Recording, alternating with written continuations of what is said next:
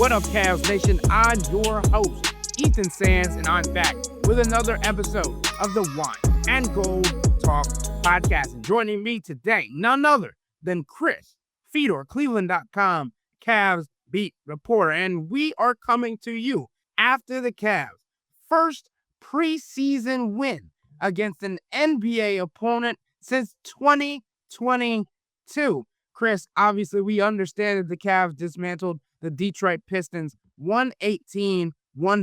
It was not the full roster when it comes to the Pistons. The Cavs did what they were supposed to do. They did not take their foot off the gas, even though they were experimenting throughout the game. The end result is what we all expected because of who the Pistons had on the floor. Chris, what were your biggest takeaways from tonight's game? Obviously, it was the preseason finale for the Cleveland Cavaliers. We didn't want to look too much into it, but I feel like we learned a good bit from this preseason. Yeah, I think there were a couple of things. I think, obviously, if you're looking for answers on the rotation, those were right in front of you. The starting lineup is set. It's going to be Donovan Mitchell, Sam Merrill, DeAndre Hunter, Evan Mobley, Jarrett Allen. The other guys in the rotation are obvious, I think. They're going to play 10, I would say, at the beginning of the year, and then Tyrese Proctor becomes the number 11 guy. So if you were looking for those answers, you got those tonight. Kenny Atkinson said before the game, Ethan, that he was treating it kind of like a dress rehearsal, very similar to a regular season game, trying to simulate different things that the Cavs are going to do throughout the course of the regular season. And I think the other thing that stood out to me is Sam Merrill didn't play in the first 3 preseason games. He's one of the new additions to the starting lineup. How's it going to look with him? What can his movement bring to that starting group? His shooting, his gravity, his playmaking even. You saw evidence of just how he can fit alongside the other 4 starters for the Cavs. And then coming off the bench, I thought Lonzo Ball showed glimpses of why he's going to be so important to the success of this team and why he was such a big pickup for them in the offseason. It's not a splashy move. It wasn't anything significant in terms of the kind of summer that the Cavs had. It's not one that people are going to be talking about because it didn't raise eyebrows the same way that Kevin Durant going to Houston does, or some of these other splashier moves. But for the Cavs that were looking to try and improve on the margins, getting Lonzo was a big deal, and you saw glimpses of just the many ways, not just the one way, but the many ways that he can have an impact, a positive impact for this team.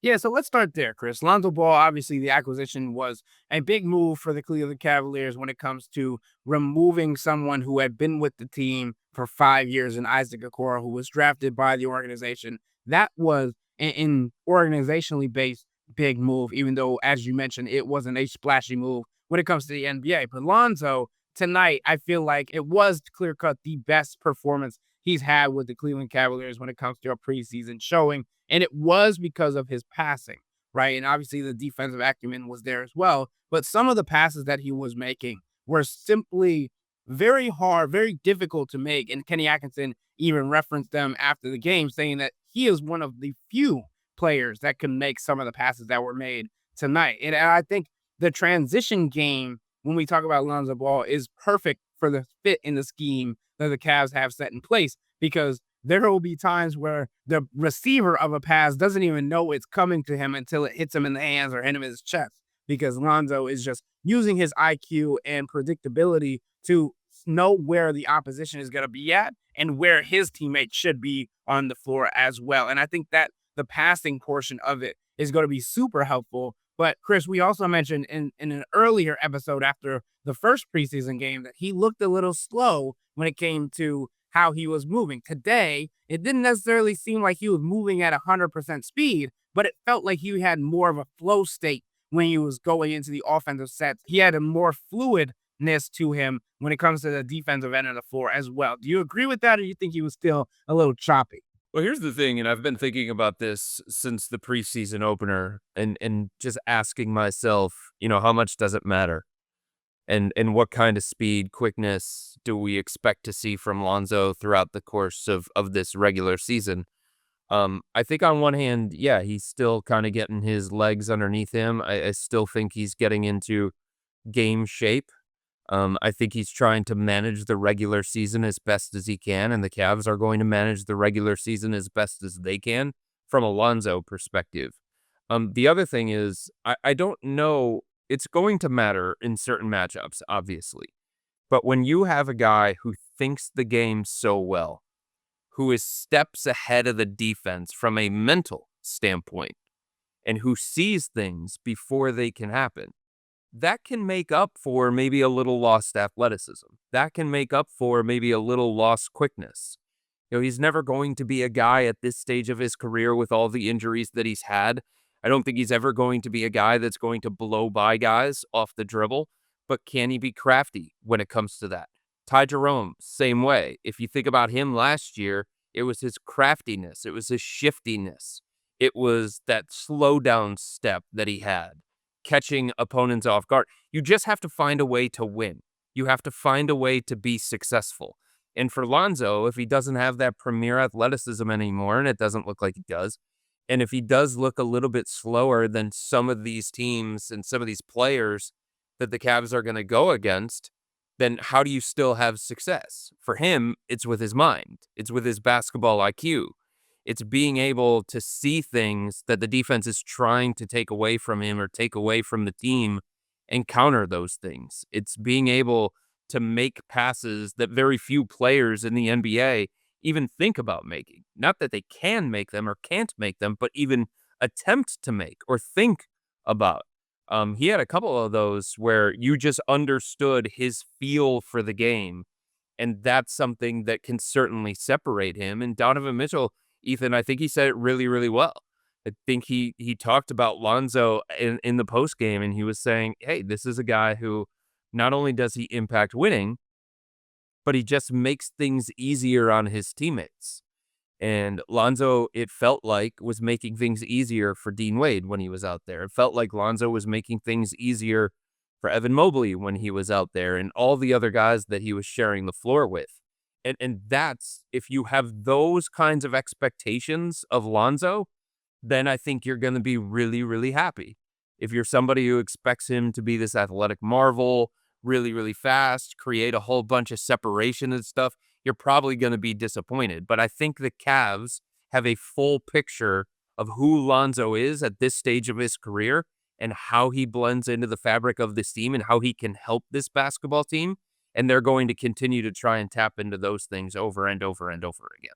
Yeah, a couple of things on that. The passing decisions that he can make, right? Kenny Atkinson also went into the fact that the passes that he is able to make also gives him grace for the passes that he shouldn't make, right? Like there was a pass earlier in today's game where he tried to go full court and do a quarterback pass over the shoulder, and it just simply fell short and into the defender's hands, right? And sometimes you might look at that and be like, all right, why would you do that? But also, on the other hand, if that play goes through and it falls into the hands of his teammate, everybody is hooting and hollering about the success of it, right? And also to your point, Chris, about the Dean Wade and Lonzo Ball combination, when we talk about the rotation, if people were paying attention, Lonzo Ball and Dean Wade were coming to the game at consistent moments, right? They were paired together in the rotation, maybe because it was a defensive scheme, maybe it was because of what Lonzo Ball can do when it comes to creating space for Dean Wade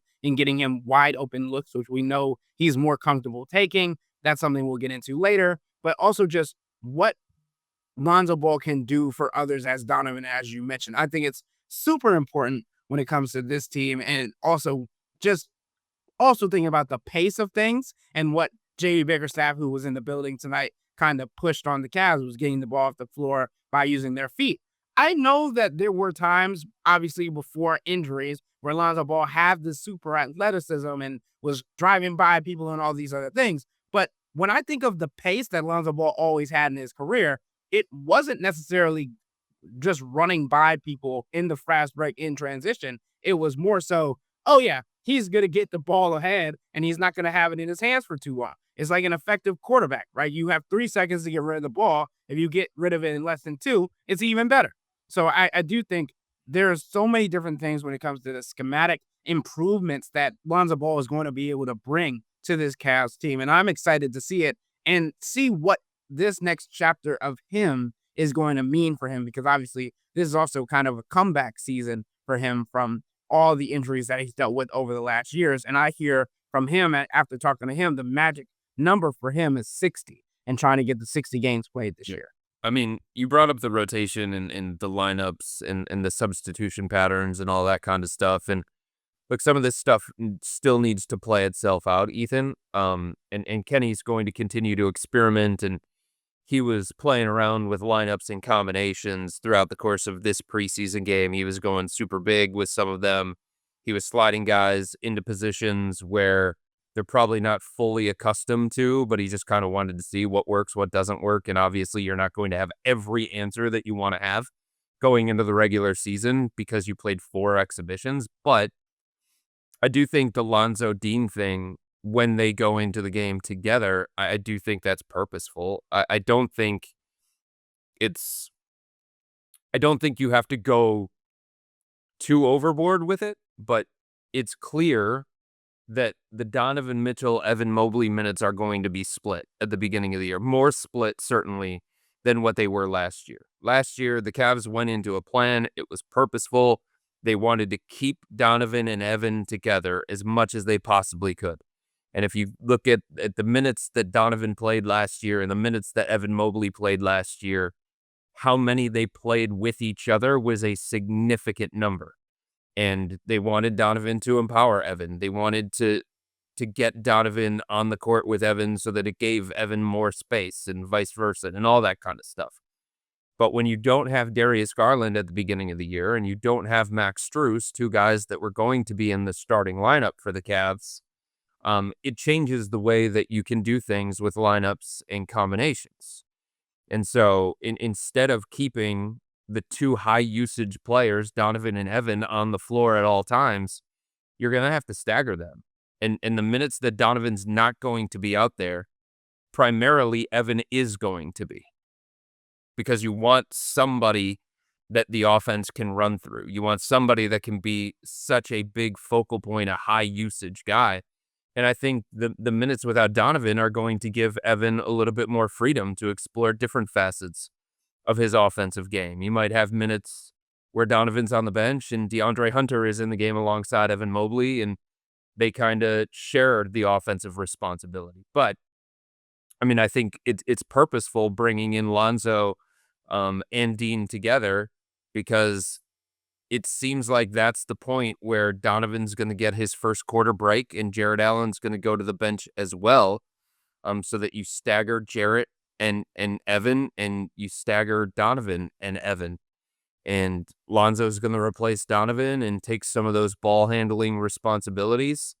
And Dean's going to go in there because I think the Cavs are really, really committed, Ethan, to trying to keep DeAndre Hunter's minutes at the 3 as much as they possibly can. Last year, for some reason, the majority of his minutes were spent at the 4.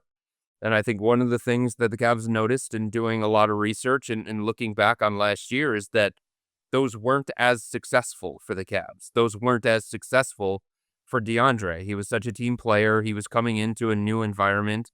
He didn't want to say, well, yeah, play me at the 3 more than the 4, or I'm more comfortable at the 3 than the 4. But the Cavs, offensively and defensively, were better with DeAndre alongside 2 bigs as opposed to him being one of the bigs. It just fits his skill set a little bit better. And I think they're very committed to trying to maximize the number of minutes that DeAndre plays at the 3 and keeping 2 bigs around him instead of just 1.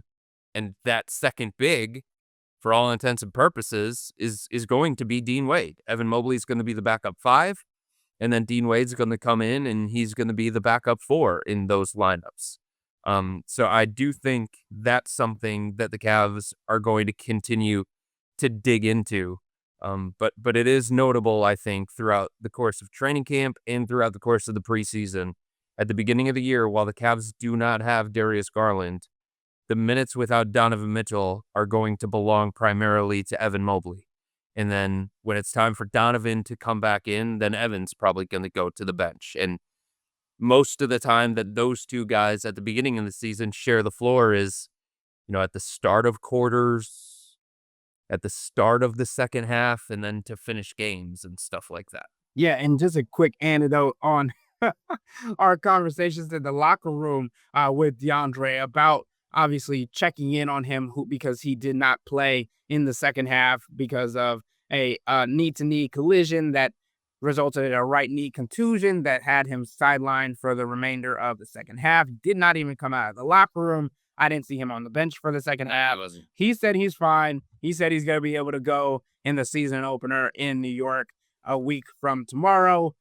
All is good in that department. But as you mentioned, Chris, we were talking a little bit about the rotations and the different alignments and lineups that Kenny Atkinson was tinkering with. The Cavs went with a super big lineup this evening where they had DeAndre Hunter, Dean Wade, Larry Nance Jr., and Evan Mobley. And I think they even switched out Evan Mobley for Jared Allen at one point as well. Whoever was at point guard, it really didn't matter because you were supported by all of these guys on the defensive end. But DeAndre Hunter did not even realize that he was technically the two-man in that scenario because of the other players. He was shorter than them.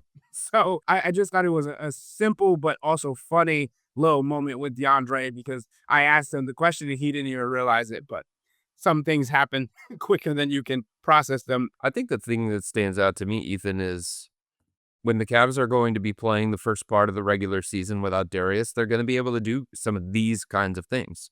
They're going to be able to be different in terms of style and in terms of look. And that doesn't mean that they're better without Darius. I want to make that clear. I think we're still waiting for that answer. We're still waiting for a definitive conclusion on that particular question. But at the very least, they're different in the kinds of lineups that they can use, especially with the size, because it's not two smaller guards. Donovan Mitchell for a point guard, that's different. Donovan Mitchell is a two guard. That's also different. And the other players that you can put around him instead of Darius, think about that size. Think about that length. If it's Lonzo Ball, we're talking about a super-sized guard next to Donovan Mitchell. If it's Sam Merrill, we're talking about 6'5", 6'6". So there's, even without Max Strus in the starting lineup and DeAndre Hunter in his place, that's different. You feel that in a different kind of way. You see that in a different kind of way when you look out there and you look at these lineups and these combinations. And the opponent is going to feel that too. And I think the opponent's going to be more bothered by that. I don't think it's going to end up being a coincidence that at the beginning of this season, without Darius Garland, the Cavs are going to be a really good defensive team. They're going to be pesky. They're going to make things very difficult on opponents. Opponents are going to look like they're out of the flow and out of rhythm. Now, it might not be every single night, but there's just a different kind of defensive ceiling that the Cavs can have when Darius is not out there next to Donovan. Again, I'm not saying better overall, but different. And you saw Kenny kind of tinkering with that. And you saw the kind of size and length that they could put out there on the floor.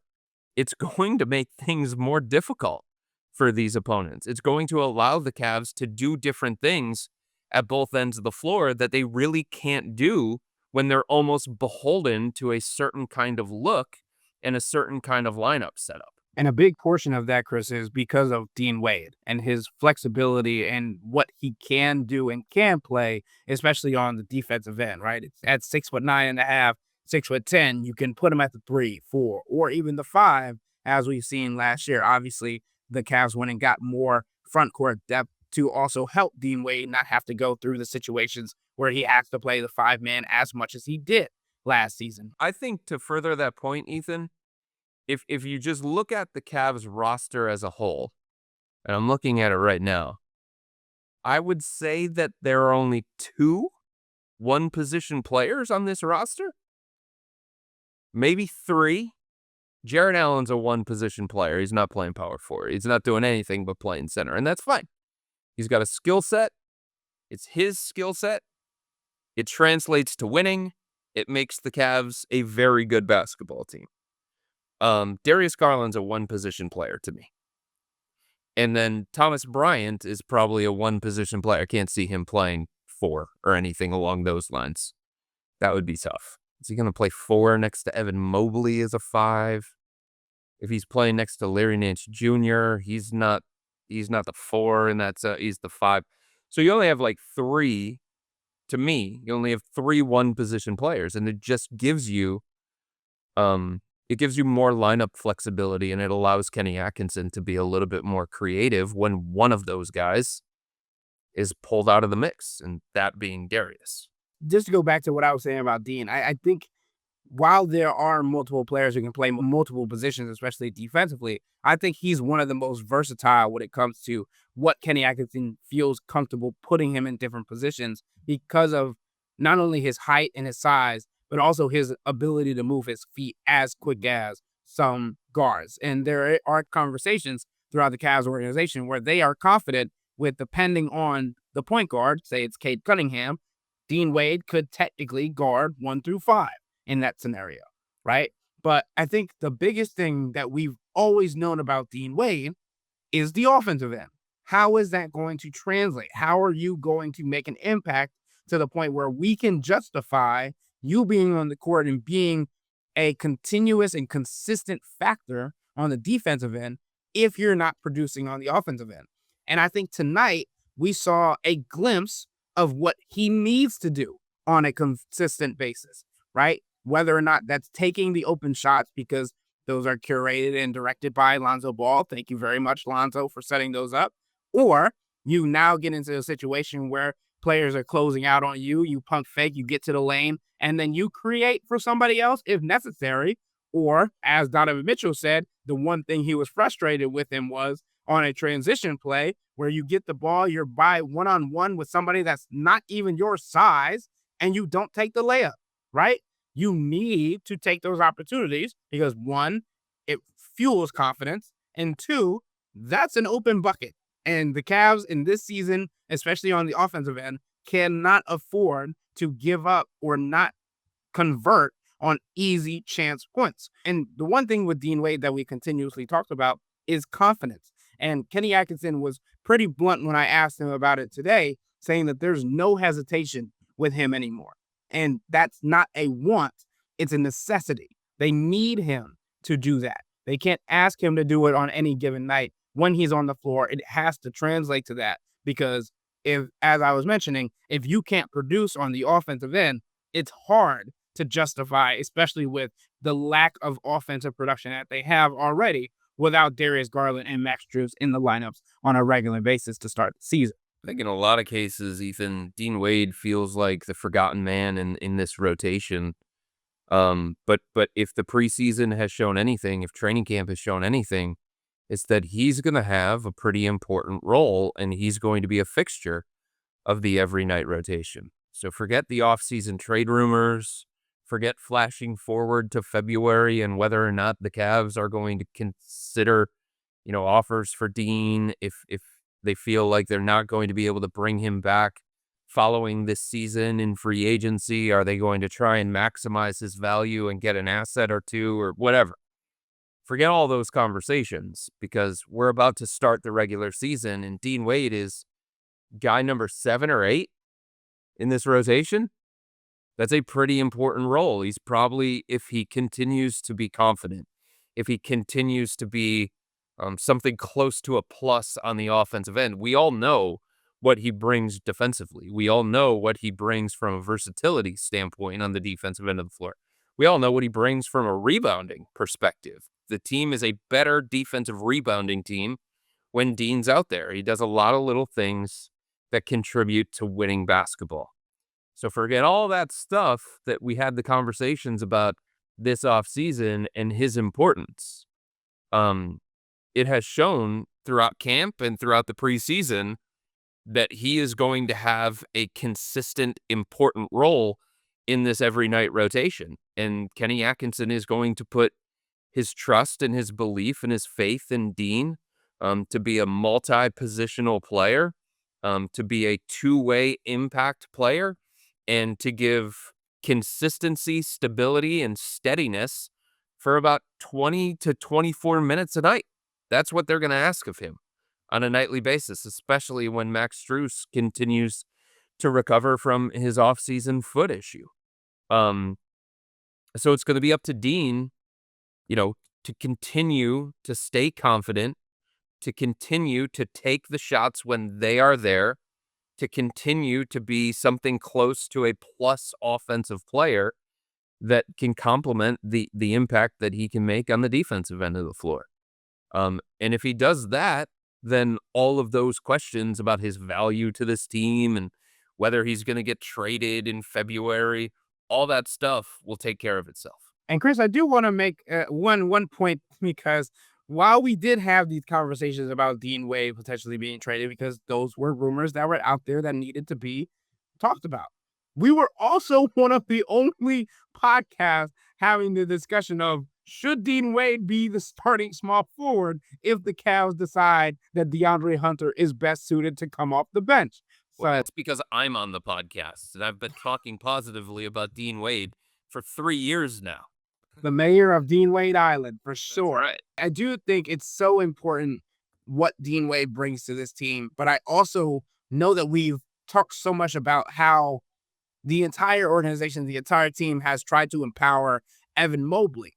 I think the second person on that list that gets the most empowerment is Dean Wade. Yeah. Which is funny to think about because, as you mentioned, he's sometimes in the background of conversations. But tonight, and I quote, Donovan Mitchell said, he's one of the best shooters, one of the best defenders in this league. And he goes out and he shows it every night. And while the last part of that conversation is up for debate, I do think that Donovan saying that Kenny continuously preaching and begging and pleading with Dean Wade to simply take the open shots, have confidence in yourself because we have confidence in you, says a lot about what this team believes he can do and what he's capable of. And we've talked a lot about Dean Wade's contract situation on previous podcasts, but also the fact that he is the longest tenured Cavalier outside of Darius Garland on this team. And as we know of this organization, they like taking care of their guys. They like being able to repay those that have put in the time, put in the effort, and then also made that count on the court. So while this is a big year for a lot of players on this team, there may not be more put on this season than what Dean Wade is going to accomplish because of the role that he's going to be given in the beginning of the season, because of what he can accomplish, and because of the empowerment from the entire organization and the expectation of what he could do because of the belief that they've had since he got to this organization. I think the empowerment thing is an important point because you start to understand the guys that you share a locker room with. Or in the case of Kenny Atkinson, you start to understand these players on a deeper level. What kinds of things can I say that are going to resonate?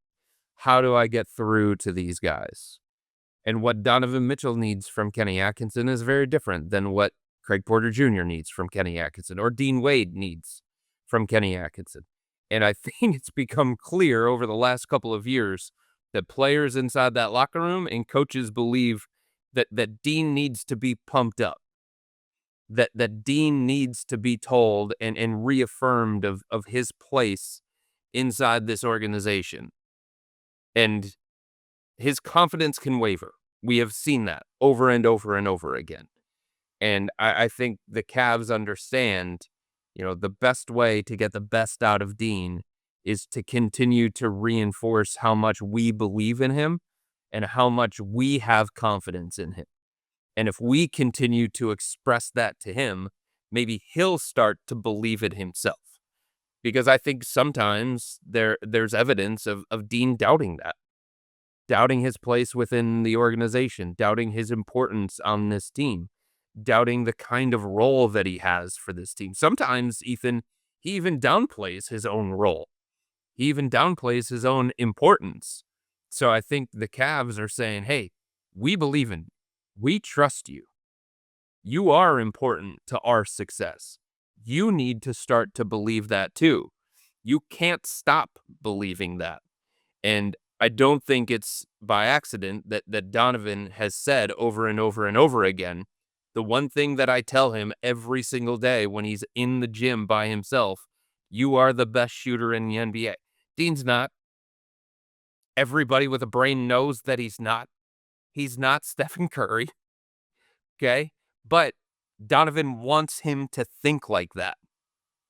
And I think that's just another example of Donovan's leadership and Donovan's willingness to empower teammates and maybe get more out of them than what they think is there for themselves. And the last thing I want to talk about on today's podcast, Chris, you got into it there, Donovan's leadership and also just the identity of this team, right? We kind of came into this year knowing that their defense was going to have to be on a different level because their offense was simply going to be lacking two of their highest scores to start the season.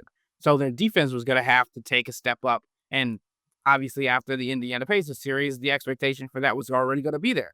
But Donovan Mitchell in the preseason finale was scrappy, trying to get his hand in the cookie jar of every player in front of him, and also playing the gaps as he always does. And that's another thing that Lonzo Ball does well, which is playing the gaps. But Donovan Mitchell fouling out in a preseason game because he wanted to set the tone defensively, wanted to show the importance for his team of the intensity required.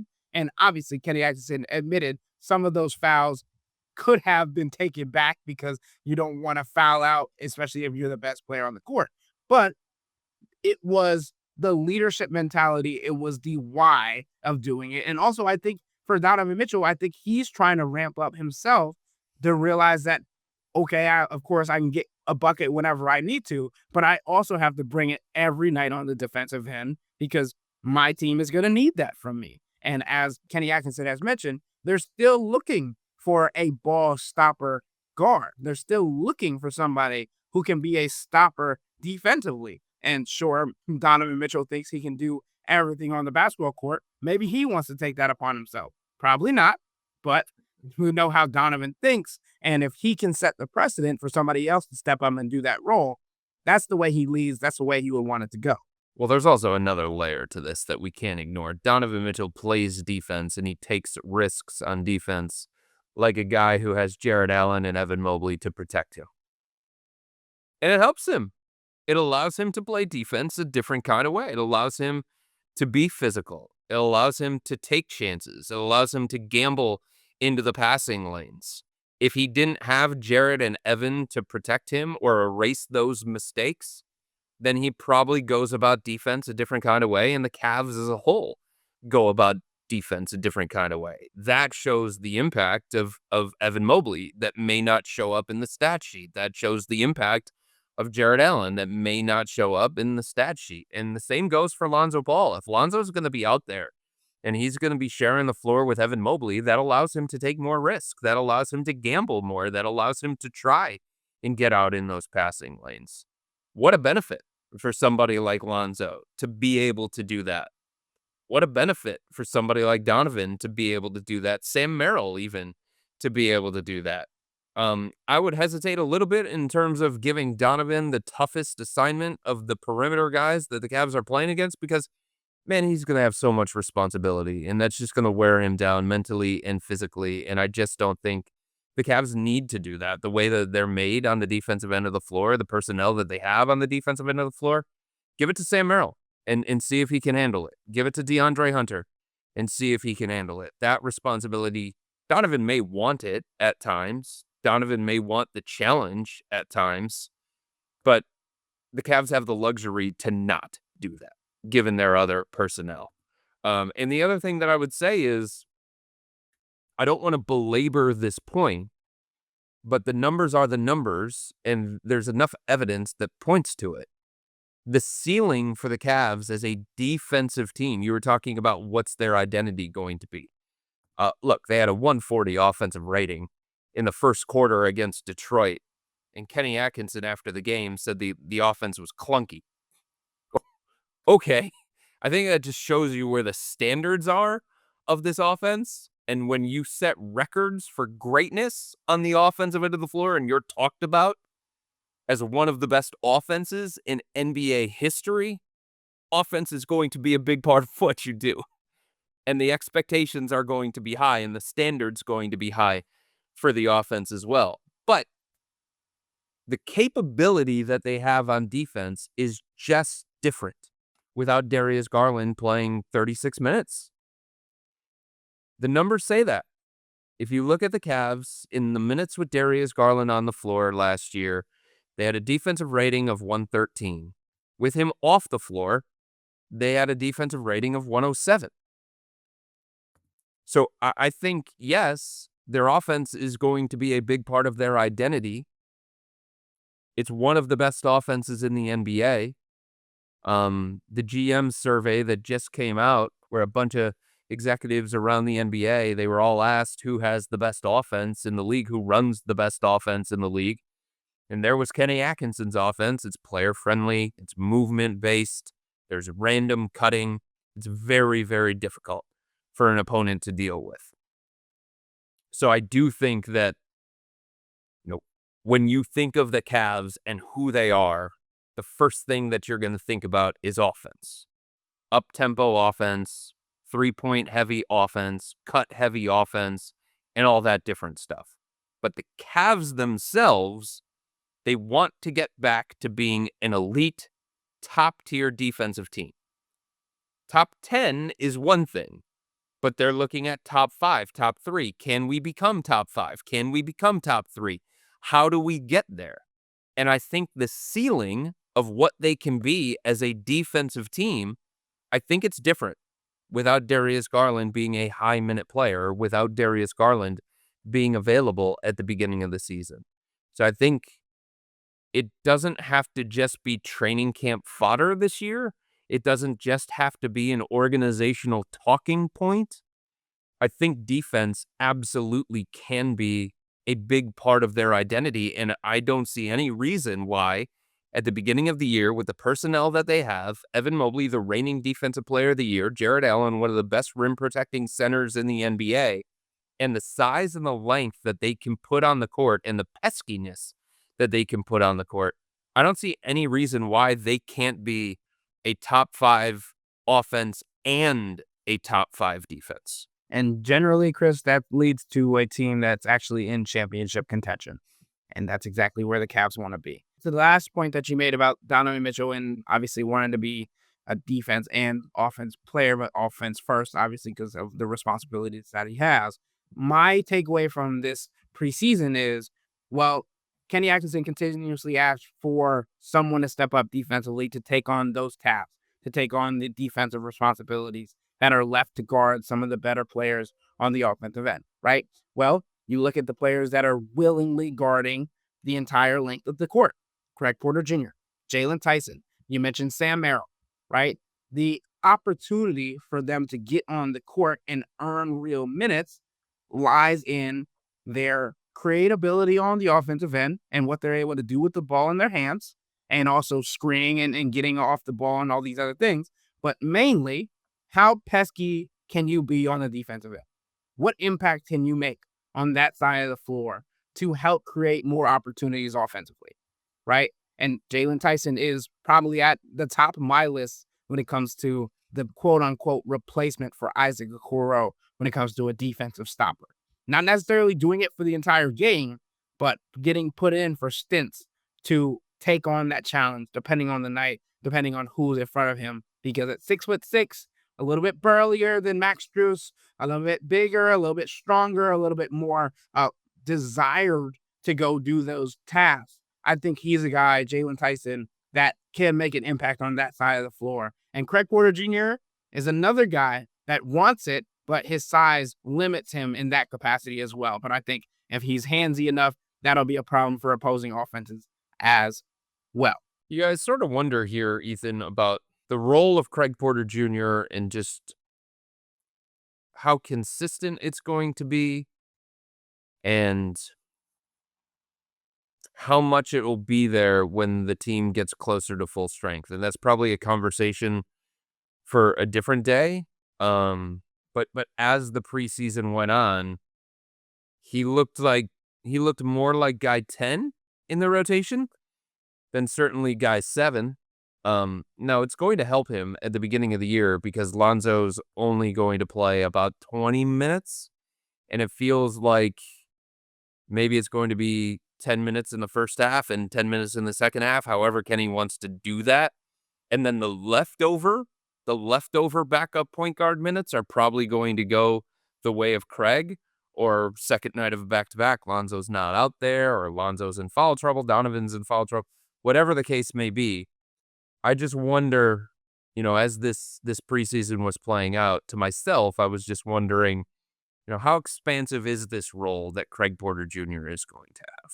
I think these are all questions that we're going to get to figure out throughout the remainder of the season, as we start the 82-game grind next Wednesday in New York.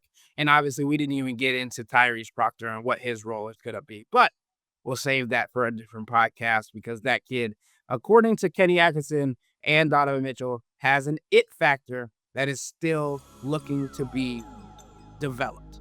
But with all that being said, that'll wrap up today's episode of the Wine and Gold Talk podcast. But remember to become a Cavs Insider and interact with Chris, me, and Jimmy by subscribing to Subtext. I know we haven't done a Hey Chris episode in a couple of weeks. Well, tomorrow is going to be the day for a Hey Chris episode. So send in your questions, but the only way you can do so is signing up for a 14-day free trial, or visit cleveland.com/Cavs and click on the blue bar at the top of the page. If you don't like it, that's fine.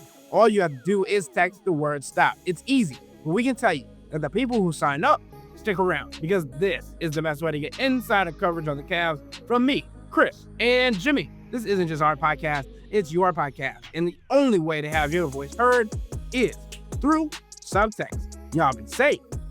We out.